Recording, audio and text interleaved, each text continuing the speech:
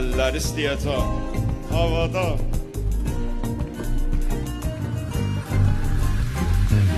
Gezerem her tarafı, minderi ceylan görerem. Gözellerin arasında tekçe bir yar severim. Her elin, her diyarın öz gözeli ceylanı var. Benim de var yüreğimde, onu her an diyerim. Her elin, her diyarı öz gözeli ceylanı var. Benim de var yüreğimde, onu her an diyerim. Tebrizimin kızları, sevmeli terlanları, insanı derdim alar, dertlerimin dermanı. Bolu öptü ayhanı, köydeki ulduzlar, ışık saçar her yana, nur götürer her yanı. Harda gelen koysa var, Tebrizimin kızları. Eller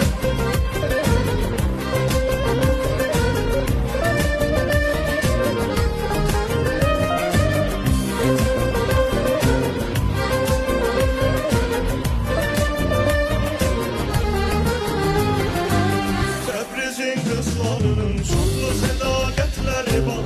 Heceri hem nigar, tarihimizde yeri var. Ne kadar söylesem azdır bu güzelliklerine. Güzellerin arasında parmağı ulduz yeri var. Yaşadığı Türk adının sen yaşa Tebriz balası. Tebrizin kızlarının tarihimizde payı var. Tebrizimin kızları, sevmeli terlanları, insanın emrin alar, dertlerimin dermanı. Bulup öptü ayhanı, köydeki ulduzlar, ışık saçar her yana, nur getirer her yanı. Arda gelen koysa var, Tebrizimin kızları.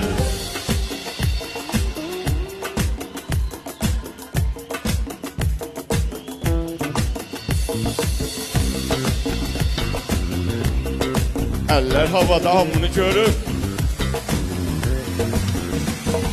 Tebrizimin kızları, sevmeli terlanları, insanı derdim alar, dertlerimin dermanı.